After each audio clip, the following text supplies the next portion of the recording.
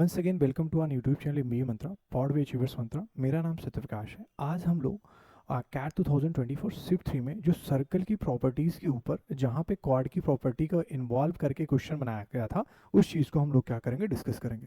तो सबसे पहले हम क्या काम करते हैं, क्वेश्चंस को पढ़ लेते हैं। एक सर्कुलर प्लॉट है जो इन्होंने क्या बोला है, divided into two regions by a chord of length 10√3।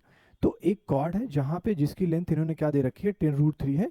इससे क्या किया गया है, मतलब दो पार्ट में डिवाइडेड है, such that the chord subtend at angle 120 degree at centre. मान लेते हैं ये सेंटर है, तो यहाँ पे इन्होंने क्या बोला है कि ये जो एंगल है वो कितना भाई 120 डिग्री का है। इन्होंने एंगल यहाँ पे क्या किया, सबटेंड किया है। Then the area in the square metre of the smaller region. अगर हमसे पूछा गया तो इन्होंने बोला कि ये जो एरिया है ये स्मॉलर रीजन का एरिया कैसे निकलेगा। अब अगर मैं इस चीज़ को यहाँ पे इस तरीके से समझूं, सर देखो एक तरह से ये अगर मैं पूरे पार्ट के ऊपर काम करूं, सिर्फ ये पार्ट देखूं, तो एक तरह से ये हमारा क्या एक सेक्टर बना रहा था।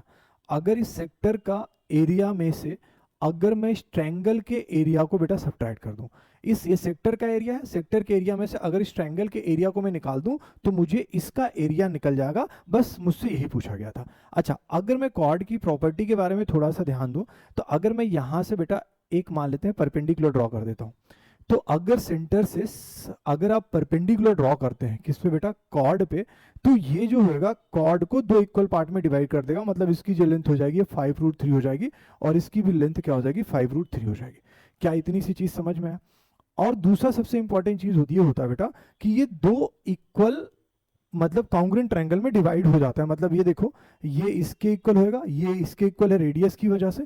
तो मैं ये बोल सकता हूँ कि ये जो एंगल होगा बेटा वो 60 डिग्री होगा, ये 60 डिग्री होगा, और ये एंगल यहाँ पे क्या होगा भाई 30 डिग्री होगा। ये चीज मुझे यहाँ से मिल गई। अब अगर मुझे क्या चाहिए, रेडियस अगर मैं निकालना चाहूँ तो मुझे ये बेस है बेटा।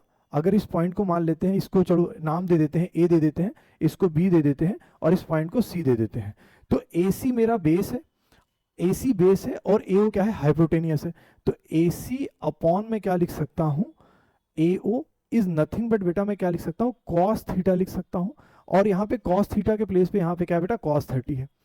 AC की मुझे लेंथ पता है और वो कितनी है, 5√3 है। AO एक तरह से इस सर्कल की रेडियस है। cos थीटा की वैल्यू हमारी क्या होती है, √3/2 होती है। तो √3 से √3 कैंसिल, ये इधर जाएगा। तो मेरी रेडियस जो आ गई वो कितनी आ गई भाई, 10 आ गई। एक तरह से मेरी यहाँ पे जो रेडियस आई वो कितनी आई, 10 आई।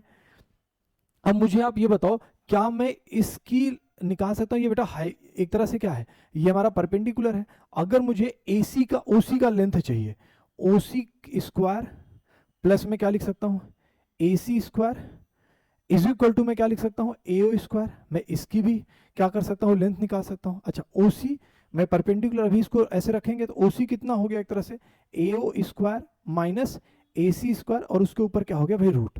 अच्छा, AO कितना है भाई 10 है, तो ये कितना आ गया बेटा 100 आ गया।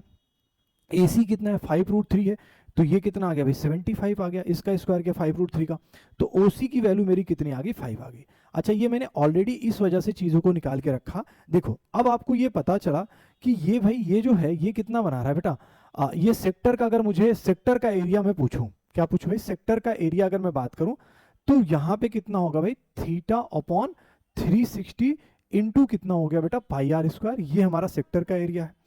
आपने रेडियस ऑलरेडी निकाल रखी है, तो मैं ये बोल सकता हूं कि देखो ये एंगल कितना सब्ट्रैक्ट करा, 120 अपॉन कितना हुआ भाई 360, पाई यहाँ पे रहेगा, रेडियस आपका 10 का स्क्वायर मतलब कितना हो गया 100।